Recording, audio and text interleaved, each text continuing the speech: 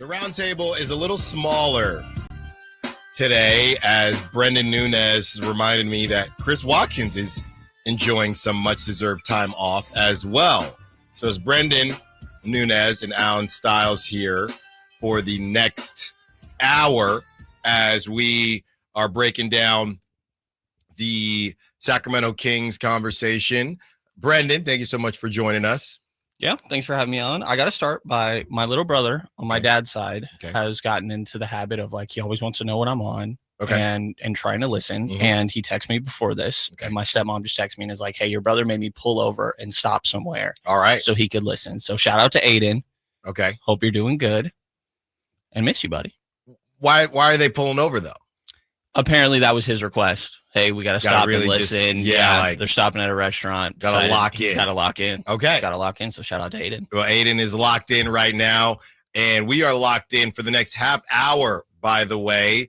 No more of those little measly breaks halfway through. Just when we're getting started at the 12:15, the 1:15, the 11:15, the 10:15. We're taking it all the way up to the half hour mark. So don't you move a muscle. And Brenden, let's start here, and I get it. Some people, and I'm not even disagreeing with these people. They're over it as far as the De'Aaron Fox conversation is concerned. And every time you just can't get away from it. It's either Tyrese Halliburton and the Pacers, obviously winning last night, great game from them. It's either Tyrese Halliburton and De'Aaron Fox and that situation. Now you got Peja Stojakovic coming out and saying some things using the word blackmail as it pertains to what Rich Paul did and how that all kind of manifested itself. There's no blackmail here. The word is leverage. Rich Paul, a great story. Love everything he's done.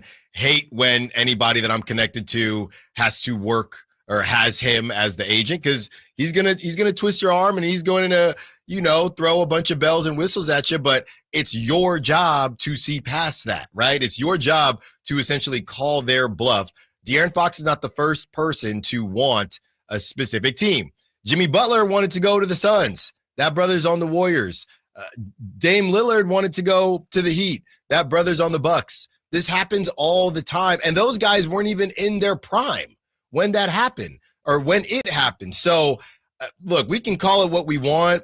As far as Rich Paul just doing his job, saying, like I said, you go to the car dealership, and by the way, shout out to Sacramento, Chrysler, Dodge, and Jeep. My car is ready, and they're going to hook me up and pick me up and take me to get my car. And the 30K, I passed the 30K mark on the car, the miles. So they did the inspection. They got it all ready for me. So shout out to them. You go to a car dealership, they're going to tell you it's the best deal.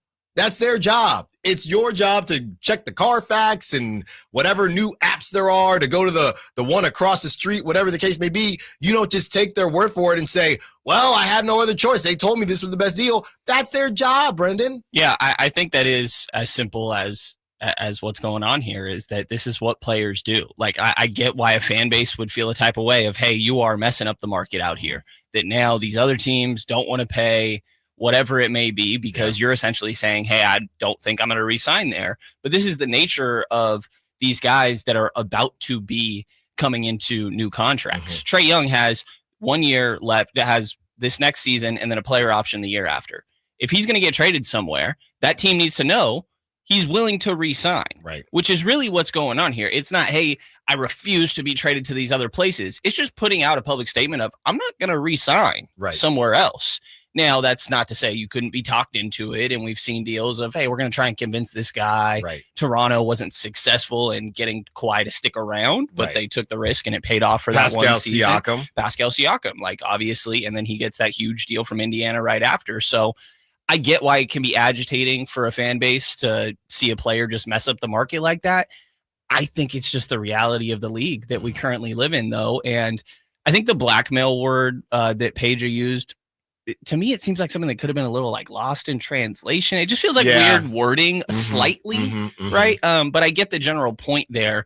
The one thing I would push back on a little bit is I'm not sure that this was some grand master plan by Rich Paul to also be I need Zach LaVine in Sacramento. Right. What does that do. If you have one client and are like, man, I need to get this guy out of here because it's a mess. Yeah. You're going to be like, but I got another guy. Yes. Yeah, exactly. If it's, oh man, there's only one place that's going to save Zach LaVine to get out of Chicago, and it's Sacramento. Yeah. Unless there was a conversation as far as, hey, I really do want to play with DeRozan again. Maybe. But I would guess that it would be more of, we know that there are people in that organization that like you, meaning ownership, obviously, that restricted free agent contract they gave him a while back with Vlade. Like, obviously, Vivek's the commonality there. And maybe if there was that going on, it was the thought of, hey, we know, well, these guys will pay you. Right. At least that's the thought, because obviously there's been, ideas of, could they even extend Zach LaVine this offseason, meaning rework, have him turn down that last deal, and sort of doesn't mean the same salary that we're talking about right now, but just more years, maybe a little bit less annually. Yeah, I don't know, though, because, I know that we had, before the Warriors got Jimmy, they had looked at Zach LaVine, and I can't see Rich Paul. The way everything worked, right, with that deal, maybe it was specific, hey, if you're Rich Paul, okay, well, I don't know, man. The more I'm thinking about it, well, all right, I want to get De'Aaron out, and even if you like Zach LaVine on the Warriors, not to say you don't, but he was able to do a lot with, I will say that. It did allow him to do a lot with one move that he wouldn't have been able to do. And it did help everyone involved because, like you said, you get to go somewhere that we know is going to value you. We get De'Aaron out of town. So I can see why there's no argument as to why Rich Paul was motivated to do it. The argument is that the Kings had no choice but to do it or not. Which just is not the case. This isn't like you have to be the one that makes the trade, So yes, can Rich Paul attempt to orchestrate everything and put some on the table and be like, hey, this probably makes sense for everybody involved. Right. Sure. But every team involved has to also say yes. You mentioned the Dame Lillard thing. Dame wanted to go to Miami. Yeah. It was not mentioned in Milwaukee. He goes to Milwaukee and he re-signed in Milwaukee. So it just terrible contract. The team still, not looking great in hindsight, but just a scenario where a guy wanted to go somewhere, and guess what? You decided that the team that he wanted to go to wasn't offering you a good enough deal, and they were going to wait. But I think the Kings' issue is that they didn't want to just wait out the rest of the year knowing, okay, we're going to have to move this guy at the end. What does the rest of the season look like? I think it was short-sighted, and I think that's one of the commonalities you see with Indiana and OKC is, I think, depth, defense, but in the team-building process, it's patience that these teams did to get where they're at. It's just panic. Yeah. It's just panic.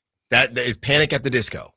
That's exactly what it has been. Panic at, not Arco. That would have fit better, though. Panic at Arco and panic at Golden One.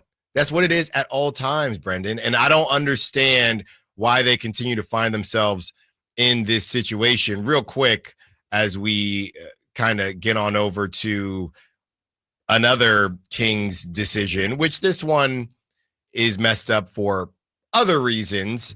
You think the Pacers can pull it off? I feel like you have to say yes at this point. I think that we are just very much in a series, which I guess is obvious, but I think that it's anybody's game at this point. And I kind of tend to lean towards whoever wins game 4, I think is probably winning this series. But there's a clear aspect of you cannot count this Pacers team out. They are going to fight. And it's somebody else on every given night. It's, Benedict Mathurin, who was third leading scorer in the regular season for them, but putting up the 20 plus that he put up. You have Thomas Bryant coming in and having a huge game 7. Right. Aaron Nesmith will randomly have a quarter where he makes 5+ threes. Yeah. TJ McConnell is going to steal a really timely inbound pass, and he's going to get 5 assists and 5 turnovers.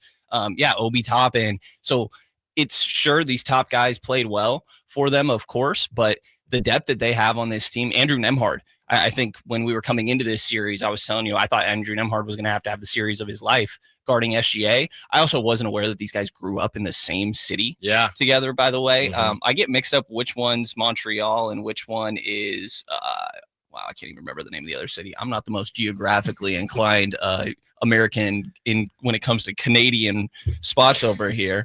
That was great wording on my part, but SGA, Aaron Nesmith grew up in the same city. And then you have Lou Dort and Benedict Mathurin grew up in the same city. I want to say that's Quebec, maybe, for them too.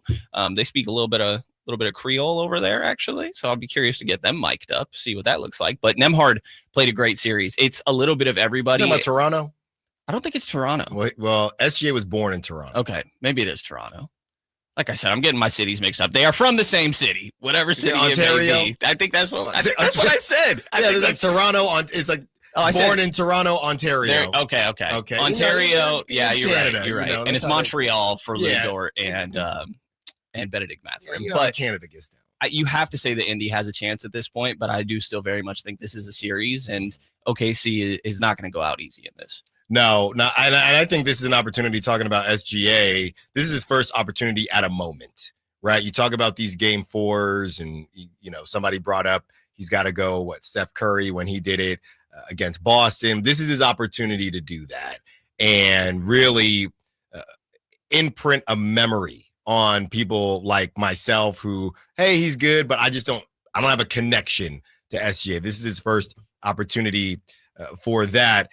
One thing that we've been talking about a lot as far as the types of players that are flourishing now in the league. Austin Rivers, it led us to a whole conversation about millennials and slang that we were saying because Austin Rivers said, you don't need the bag work anymore, right? So Austin Rivers is talking about that, and you have Kevin O'Connor mentioning you just need dudes that can, if you're not a dude, you need to defend, you need to shoot, you need to rebound. If you're not a dude and you're not a center, that's what you need to do, right? You need to make quick decisions. And you're looking at a Pacers team, and Austin Rivers said it, they got 6 or 7 guys like that. Nembhard, Nesmith, Mathurin. I look at the Kings, and I actually was a little bit hopeful because you see a Keegan Murray, I think fits that bill, a Keon Ellis that fits that bill. I think Devin Carter could fit that bill of kind of this where the league is going. I think the problem, and I think Zach LaVine does fit that bill. He's just really expensive. If he wasn't that, and he doesn't defend at a high level, but if he wasn't that expensive, I think we'd say he can swing the basketball. Zach LaVine makes quick decisions. I like who he is. He's just making $50 million. So I feel good about where the Kings are at. The problem is, somebody was saying, yeah, the Kings are very similar to the Magic, except the Magic have Paolo. And I said, and Franz, and they're in the East, which is a huge difference. And they have like 3 point guards. Right, which is that cannot score or stay healthy. So it's as if the Kings maybe aren't that far away, but what they're missing is a really big deal. That's the problem. And I'm not talking about a point guard. I'm talking about a dude. And I don't even know if I don't know that. I don't think that De'Aaron was that guy. Maybe that would have helped because of how the Pacers did build it. So if you had De'Aaron and you have Keon and you have Keegan kind of taking those steps, maybe they could have got there. Obviously, Sabonis is kind of his own universe, and people kind of have to orbit around him. But I'm looking here and I'm thinking, okay, maybe if you do go get I don't know what you got to give up, but you go get a Kobe White. I'm against the Darius Garlands of the world because I just think you save some money and go get Kobe White. That's how I feel about it. But fine, you want to go get Darius Garland or Trae Young? Okay, maybe. We're still talking 6 seed to me, but sure. If you're refusing to tear it down, I do think there's if you're able to keep Jake LaRavia, who wants to stay, there's a money situation though. But I do think there are some pieces that make you feel, okay, I mean, as far as the new age NBA is concerned, they have some pieces for sure. They definitely do. I've kind of shifted. Like, I still have a lot of long-term questions about this team, but I've kind of had to remind myself recently, I guess, that there's still, to your point, there's a lot of talent on this roster. Zach LaVine, yes, expensive. And I think that changes the conversation about him, obviously, because it's all relative, this stuff. But this guy put up 22 points on pretty much 50, 40, 90 last year. And he was almost as healthy as he's been.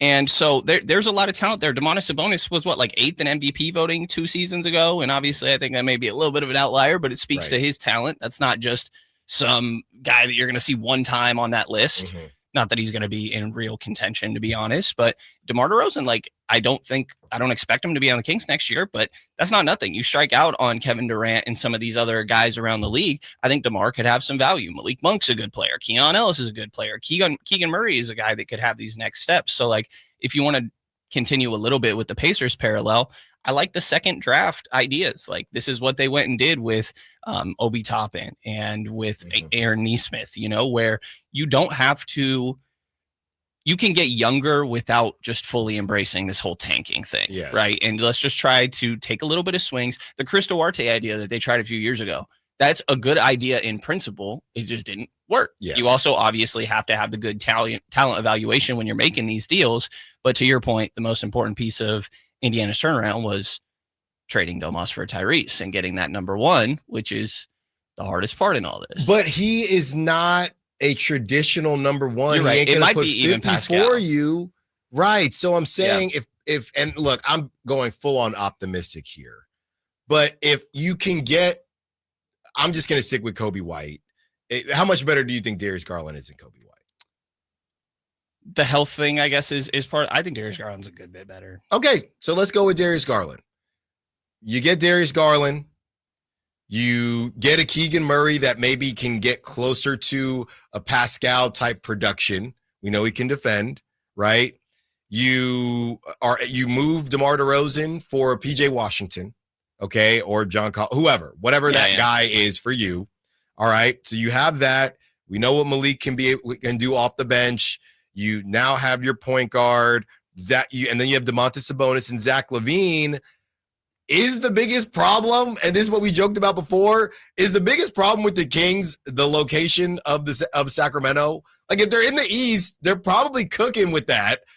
In the West, that's why I try to be optimistic, and it's really tough because I could say all that, and you're still, somebody could drop out, sure, but I'm not talking about better than a 5th seed. I can't do it. Yeah, which I agree, but I think the counter could be that the 4, 5, 6 seeds, Denver, LA, Minnesota, all felt like they had a chance. Yeah. And last season, the Mavs as a 5 seed went something to the finals. Along those lines. Yeah, I mean, it's a weird spot that the West is in where I do think OKC is just going to reign supreme. I mean, they won 68 games. They lost 14. Everybody talks about 73-9. Don't get me wrong. I get why. 68 is not that far off. Yeah. A pretty ridiculous team, and they're going to stick around. But after that, like, I don't know who you are confidently like, this is the number 2. Maybe you feel good about Minnesota or some of these other teams. Like, there's talent there, but you have a good season. Like that Beam team year, the West is still as wide open as it was then, in my mind, outside of a clear number 1, that you're probably not that far away from feeling like, hey, we had a really fun year. My questions then come of, okay, how do you make that next step? But then say at that point, you're again where we were previously of you have the OG Anunoby and the Pascal Siakam conversations. Obviously it'd be new names, but get yourself flirting with that top 5, top 6-ish, and then you're a little bit more appealing to some of these other guys. And, I guess I got to fill in for the lack of haterade with no Chris Watkins here. But yes, the East is so much worse. And I really struggle to believe that if Indiana is in the West Coast, that they're in the finals right now. But you got to play what's in front of you. And it's just the tough reality of this. So that's why, like, Giannis, don't come over to the West. KD, like, go East, bro. Like, let's even this out a little bit. Well, and that's what leads me to my next question. If you are the Kings, if you're Scott Perry, and we got some sound that we'll play from Sam Amick as it pertains to Scott Perry and his decisions on the Kings. If you are Scott Perry, are you essentially waiting? Well, let's say they're not blowing it up this season, right? But are you essentially waiting to see how big of a swing you're going to take based on where a Kevin Durant goes? Because if Kevin Durant, if he stays in the West, okay, we're going to have to take some daddy hacks here. We're going to have to do something to stay around. Kevin Durant goes to the Heat, right? And Giannis stays in Milwaukee. To your point, I never trust the Nuggets. I trust Jokic, but I don't know where the Nuggets, everybody else is getting better along the fringes. The Lakers, it would be fringe. The Rockets now, they might be in a conversation with the Kings for DeRozan, right? Which would make them better, but I don't know how much. The Warriors fringe. I don't know what the hell the Grizzlies are doing. These teams, okay, the Warriors with Cam Johnson, cool. You're not beating the Thunder, right? And again, these teams have different expectations. Lakers trying to win the whole thing. Rockets, I think, are trying to get into that conversation, as well as the Warriors. The Kings are just trying to get into the playoffs. So you look at those, and the Nuggets trying to win the whole thing, of course, with Jokic. So, yeah, I think you look at these teams, and if the Spurs don't get the big fish that we all thought they were going to get, I think they might get KD. But if they don't, yeah, they'll be better, but they're not scaring. I don't know. I mean, I like Stephon Castle, and they got a top pick as well. But to your point, just get in the dance. You can get in the dance. You're not winning the whole thing, but based on what happens this offseason, you might not be as far away if y'all just got to play well. That's the other thing. At the 2024 season, they played horribly, right? And specific players did not replicate or get close to what they did Beam Team season. If you get hot for a season, you can get in.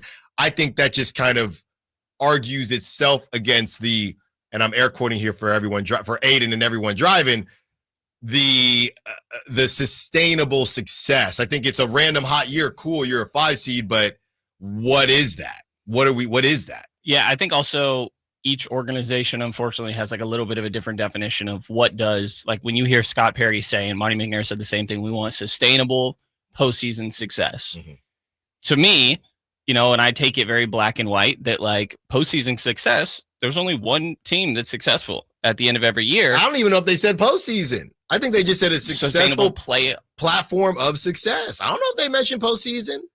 I want to say they did, but I think it stands the same point. Mm-hmm. That like, what does that mean? Mm-hmm. But right now, like the building and identity, what you're saying, just get into the dance. Like get in, worry about your own outfit, and you got your own budget you're working with. So don't compare it to these other people's fits, right. And just bet that you're going to find a date because you're showing up as the best version of yourself. Mm-hmm. And I think that's what the Kings need to try to do here is run their own race and get back to a point where you just are respected a little bit, league wide. It matters to a guy like Trae Young, for example, when he sees how all this De'Aaron Fox and Mike Brown situation went down. Mm-hmm. Like before it was, you don't want to go there because they haven't been in the playoffs for 17 years. And clearly that's an organizational thing. Well, now it just turned into, they've only been 1 year in the last 20 and it's not very different. So I do see the value. And obviously they just need to be in the postseason, get out of the first round one time. And while I think league-wide, that wouldn't be viewed as the greatest success because you're an older team, and typically that's a good step because, we have more internal growth coming, and the Kings probably won't be in that spot, but they still need that. Yeah. They need that little bit of success just to change the way that their organization is viewed and the feeling around this team a little bit. And also this year might be a year where you're trying to prove to Domantas Sabonis if he wants to stick around. And some of these other guys on the team, it doesn't take much for guys to look around and be like, yeah, I don't know about this myself either. Yeah. Here are a couple quotes here. In my conversations with Vivek, it's clear what the mandate was. He wants me to come in here and lead the charge, bring my expertise to this building, to this organization, to build a sustainable platform. Okay. And he has pledged his support and resources to be able to do that. That's what he initially said. And yeah, he also brought up it's that the sustainable platform of success. That's what he said. So do you think like the years that Portland had with Dame and CJ, like, does that count? Yes, it does, right? Yes, but here's the thing, and this is where I thought you were going to go with it. You could take away the postseason. Everything's relative with how terrible the Kings have been. Couldn't you say it was a sustainable platform of success with Mike Brown? I mean, couldn't you say that? Yeah, I would say that I think it was for those 2 years, 48 to 42 wins, not that big of a difference. Comparing that 3 seed, obviously, to the year they didn't make the postseason, but. Yeah, I think that they had that building, yes, and then they decided to reset it all with new guys in place. So yeah, I'm just saying I don't know what they just say. What you want to say, just say player. And I'm not saying this is Scott Perry. I love Scott Perry. We're friends on Twitter, but say what you want to say so we know what to expect because it's all so broad now. Quote: sustainable success and winning for this community. What does that mean? Yeah. And, to go back to the Portland thing, like yes, that is sustainable success for sure. But I think the argument is like, okay, you get that close, then you just have to find the one other swing that you're going to take to take you to that next move. You're Pascal Siakam out there, you're OG Anunoby, Mikal Bridges, whatever. And whatever move that is, it better be the right one because you go all in. And we're talking about patience for these two teams in the finals. It could really set you back if you make the wrong one. But I don't think that they are that far from just being a competitive team on any given night. And then, you try to see how you can improve from there. Yeah, just try to get hot. On the other side, Brenden gives his thoughts on the Darius Garland, Trae Young rumors out in South Sactown Sports. Brenden Nunes in with us, taking you up to 2 p.m.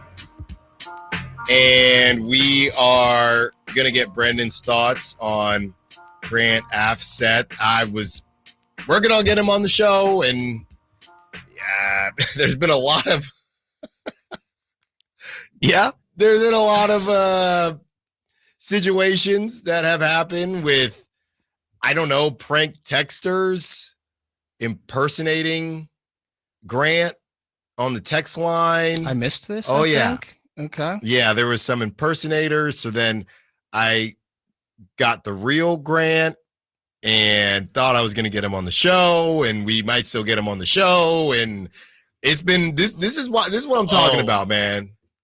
Yeah, I just remember what you're laughing at. I got you. Yeah. This is what I'm talking about, man. We got to get to I'm sorry, no disrespect to the Thunder and the Pacers, but we're leaking oil here. A little bit. We're leaking oil here. We got impersonators, and we're not even like quite at that time of year. No. Like it's really like September, August. Yeah. Where that's when impersonators are going to come out in full force. I did not experience this last season, by the way. Impersonator? I don't think I did either. Yeah. So it's a new day. Desperate times. Do not call for these measures. No, I don't think so either. So yeah, I'm still waiting to hear back from Grant. Hopefully we can get him on, because I'm you know me, I'm gonna ask him, like, did you find out who's Brenden? If somebody, I had a buddy real quick, and he's one of these guys that likes to post borderline stuff on Facebook. So the brother has like 3 different Facebooks, right? So he texts me, and you get a text that freaks you out. You know, I'm finishing up a run or something, and I get a text with a screenshot, and it's a picture of me, my Facebook, and it says, I thought we were already friends on Facebook, or a nice way for me to find out that you unfriended me.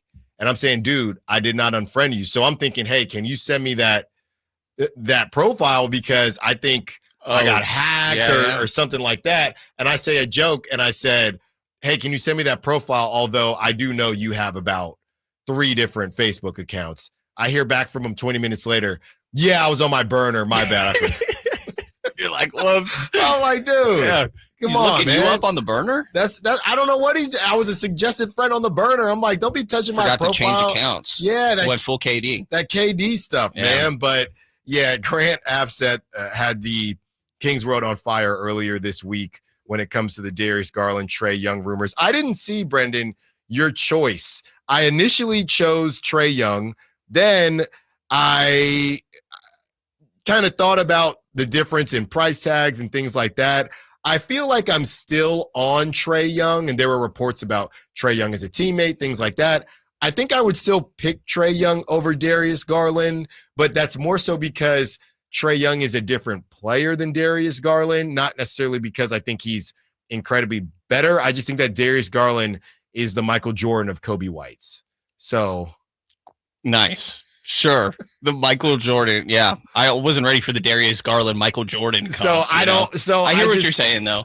I mean, I think that Trae has a more unique skill set in a way that I think is really valuable. It is a little Tyrese Halliburton, but with even more scoring. Like that floater game is obviously ridiculous. Even if he's not fully finishing at the basket, he's generating paint touches. Mm-hmm.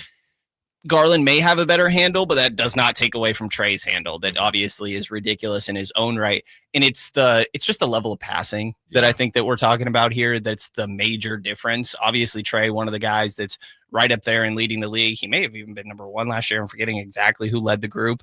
But there's just manipulative reads. It's, hey, I'm going to, look at the corner, but I'm actually going to cut to the break. And so I just think that Trae adds more. I worry about, with both of these guys, the defense, like that very last, I think it was the play-in that Atlanta got knocked out of. Yeah. And it was the Davion Mitchell offensive rebound, where I'm like, Trae, you have to box that guy out. And the defense on the whole possession after the fact, like, you can go look at the very last play of the season and be like, Trae Young, that is very questionable defense for a game that got you eliminated. Right. And at the same time, I think typically that's where you want your defensive weakness, a guy that can orchestrate my whole offense, and it's a guard. That's the easiest player to hide on the court. Issue is you also got Domas back here. You also got Zach LaVine. So I don't know where there's an easy answer to all this. I think lean into a strength, essentially, and just try to become an elite offense probably. I also think if either one of these guys were too expensive for your taste, maybe you could try and go a little bit more of a temporary direction. Like, could you do a Chris Paul for 1 year? Oh, you did say that. I don't hate the Chris Paul idea. Again, not the way I would build this team, but operating under the assumption of, hey, they want to try to do something right now and like rebuild this a little bit, try and build a culture. Chris Paul's honestly done that pretty much everywhere he went. You could look at Phoenix. You could look at OKC. Typically pretty good with the young players too. I think Keegan could learn a handful of things from him and some of these other guys.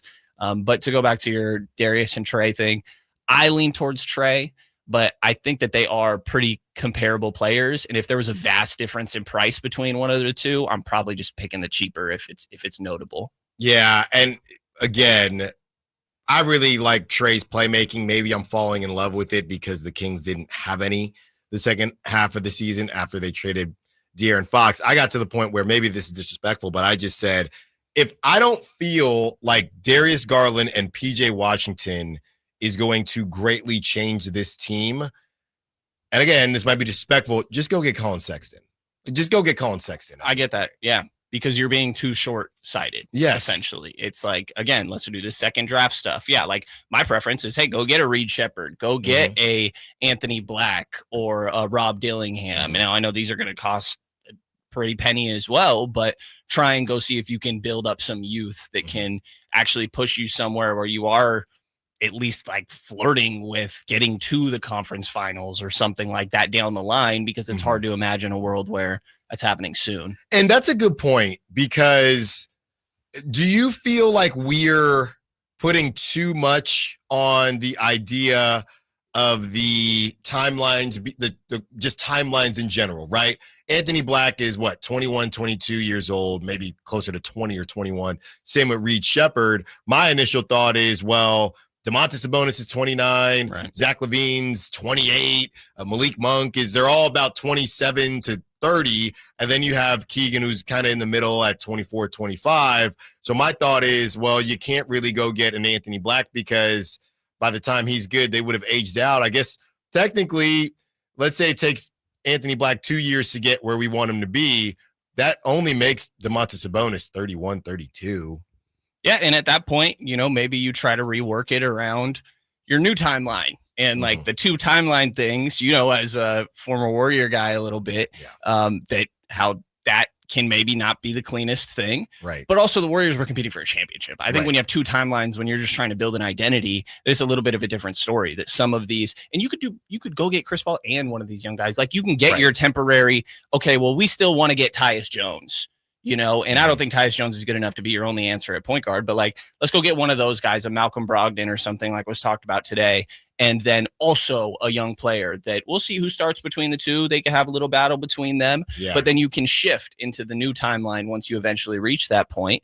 And I just think that it's something to consider a little bit there. The one other thing I was thinking as I was kind of going through all this with you is the Trae Young and Darius conversation. There is a difference on how much those guys have the ball in their hands. And I think that's just something to consider based on, I don't know what this team is going to look like next year. I'm curious to see how much they run through Domas. I'd imagine it's a decent bit considering we haven't heard more smoke around him wanting to find a new home yet.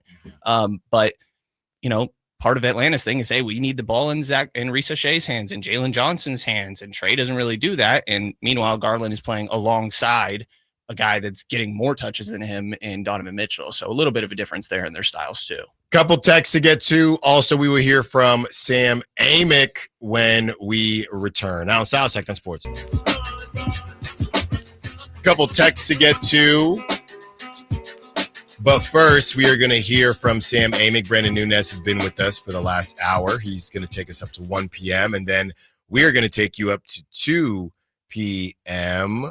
Ramsey, let's hear from Sam Amick and what he had to say on the morning show about what Scott Perry may be thinking.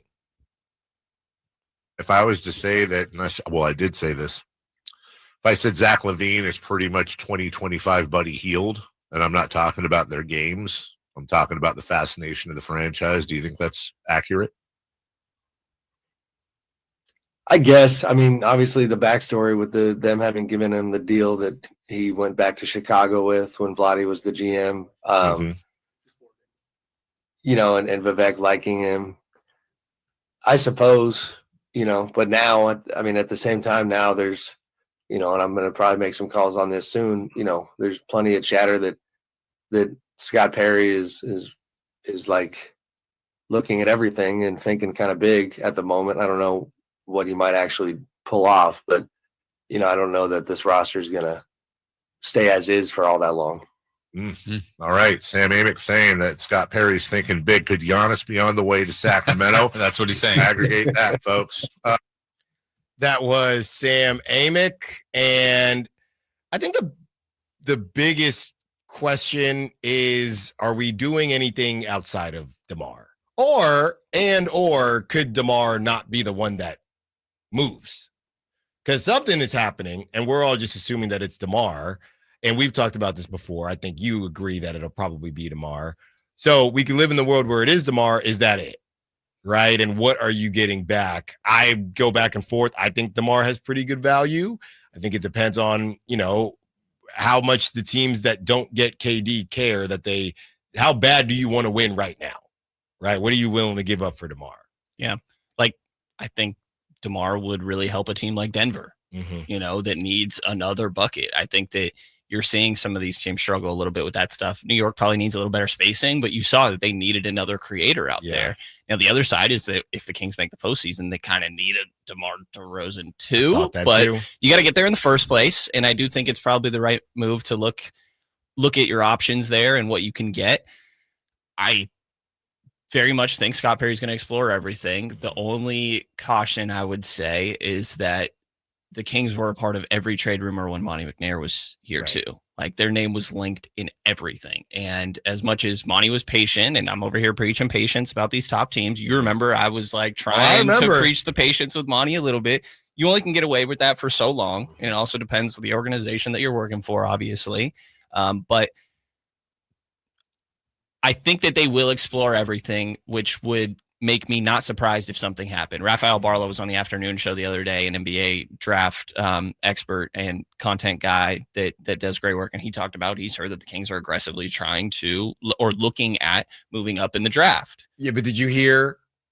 Did you hear when he said, well, he didn't say that they were interested in this guy, but he said the 6-footer from Michigan. Yes. Now, who they take is a different story, but point being that I think that's hilarious because I did kind of overlook that part and never piece everything together. It's funny to me because, like, I had the thought the other day, I started to look a little bit at some draft prospects, and I'm like, man, I'm really looking at point guards right now. It's crazy. And how much were we just clowning on this team, to be honest, for taking guards in, like, what, the last 3 drafts or whatever it may be? But this is the point they're at. They need it. So, yeah, I think Scott Perry will be aggressively trying everything and probably make a big splash in some way. Even the Monty thing, patient, he made his splash and made his imprint on this team and what he wanted to look like in year 1. Tyrese Verdell-Mostré doesn't look great right now, but he tried to make his identity and his form of that. And I think that you are going to see Scott do something significant to try and create that identity that he said is so important in this first year. Yeah, I know something's coming. I just couldn't tell you what. The question is it just going to be, like I said, the PJ Washington type deal, and you go get I don't even know what point guard you would go get. We talked a lot about the Magic and how, you know, Cole Anthony might be available, Jalen Suggs, and that situation. Maybe they need a DeMar DeRozan or something like that. And Jonathan Isaac, how they kind of tricked off their Jonathan Isaac situation. Right, it's going to be like Malcolm Brogdon, KCP, and PJ Washington on this team next year. And Precious Achiuwa. Probably. You know? I think that we'll see something a little bit bigger. Yeah. I would. That probably means that you move on from one of these future draft picks, whether that's your own, you may believe have more value. But there's that 2027 one that they own from San Antonio, 2031 from Minnesota. There's good value there. So if you work with those, you can make some sort of big swing. 530 is asking, we already talked about Kobe White, but the 530 is asking, can the Kings get Dejounte Murray or Kobe White without giving up a first-round pick? Would you want either of them on the Kings? I don't think you need to give up a first-rounder for either of them. I don't think you need to give up a first for Kobe White because these guys, number one, Kobe White is in a tough situation where the Bulls kind of have to move off of him in a way. He's got 1 year left. Yeah, so you're not getting a first for that. And Dejounte Murray, I was obsessed with Dejounte Murray to start the offseason, and then, you think about the Achilles, and I think he tore it. We looked it up. I think he tore it in about November. So didn't he also just have some other? Yeah, he barely played on the Pelicans. Yeah. So you definitely don't need to give up a first. It's more so, do you want Dejounte? You might get a first. You might get a pick to get Dejounte Murray. So I thought that he would have been a good pick for the Kings to kind of grab, but I just think the Kings aren't willing to wait for somebody unless it's a Darius Garland type. That's different. Yeah. I mean, maybe it's, and just kind of going off this conversation, I think that I'd imagine them going in a different direction, like you're saying, but maybe you do find the temporary, again, just to go back to these guys, I guess, but like CP, Malcolm Brogdon, and it's like, okay, we think that it's going to be very easy for us to get Dejounte Murray right now. Yeah. And so, like, what else besides DeMar DeRozan do you have to give up there? I mean, and assuming that New Orleans actually cares about DeMar DeRozan, which is a big assumption. Don't get me wrong. But we don't know what they're doing. Team it, whatever it may be. Right. But assuming it doesn't take you that much more, then you're just thinking, okay, this is a value trade for us right now.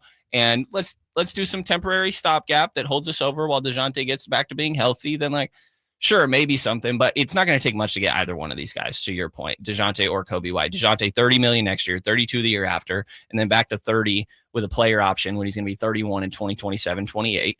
And then Kobe White is an expiring just over $12 million deal. The big cost here is paying these guys and just putting yourself in a tight spot when it comes to finances, because you already are paying max money or almost to Domas, to Zach LaVine, and some of these other guys. So it's more so, I think, sacrificing flexibility rather than actual current trade assets for those sort of guys. There's a name that I was going to bring up because the Pelicans, they're just a wealth of talent that just doesn't make sense, or they're just the Pelicans. Once you put on that Pelicans jersey, and you can say the same about the Kings, once you put on that Pelicans jersey, it's just not going to work for you. Something about purple. I don't know. Yeah, whatever. The Smoothie King Center. You're not going to win a game in somewhere called the Smoothie King Center. If you have that mascot, whatever baby. Yeah. It's like a pelican. Yeah, it's a pelican. It's the Smoothie King baby is what I'm thinking of. Yeah. And then, a name that I brought up, that gets brought up, Brenden, and some of these guys I think are getting a little bit overvalued. Or you might be, Brenden, real quick, you might be thinking of the New Orleans baby cake, the AAA mascot. Yeah, the baby cakes. You're right. I think you're right. They might be cooked now. I don't know that they're still around, but I love the hat. I'm gonna get you a baby cakes hat. Oh yeah, I appreciate it. A name, some of these guys, because I was gonna ask you a question about this guy, then I realized, is this guy even worth the first rounder? Devontae Graham? No, It is not Devontae Graham. I don't know what to do with Herb Jones, because I'm gonna be honest with you. He's really good defensively, but when a team plays the Pelicans and Herb Jones is playing, he's a 3-and-D guy who shoots it at 30% from three. He's coming off injury, right? But it's a wing-driven league, so all of a sudden people are like, I don't know, it's gonna be hard to get Herb. Obviously, you got to see what happens, but it was Herb Jones and Trey Murphy. Then Trey Murphy took a leap and Herb Jones got injured. He's almost 27 years old. He'll be 27 in October. I'd be interested in a Herb Jones, but I don't think, I was going to say, would you give up a first for Herb Jones? But I'm answering it myself. I don't think the Kings should. Some of these guys, and I'm just using Herb as an example, there's some of these younger wings that are kind of a bit overvalued, and I would like the Kings to be involved, but I don't want you to overpay for some of these guys because wings are trending. Yeah, I would definitely agree with that. I think that Herb is probably worth a first rounder to teams that are actually contending, to where, hey, 20 something, sure, we'll give you that because we reached the midpoint of the season and we're like, we just really need a wing defender on this team. Like Dallas, that handful 2 years ago, feels like a lot longer than last year, whatever it may have been. that it probably makes more sense for those type of guys. Herb, obviously a guy I think that would help the Kings. It's probably one of those moves where you have more of the surrounding pieces already in place, even though I was just kind of talking about the second draft thing. And I think we're a little bit past that point where Herb's about to be 27. But spacing is one of the things that is a little bit tough for the Kings, just specifically alongside Sabonis. You do need that shooting, I would say. Even Domas, 40% from three last year. He's lining up the laces every single time he's out there taking threes. So I don't know. I could talk myself into it. It just needs to be with other pieces. Brenden Nunes, be sure to follow him on social media and check out all the good work on SactownSports.com. On the other side, NFL at 1. LaShawn McCoy says you shouldn't have paid Brock Purdy. But what were you supposed to do, LaShawn? Allen Stiles, Sactown Sports. This is the story of the one.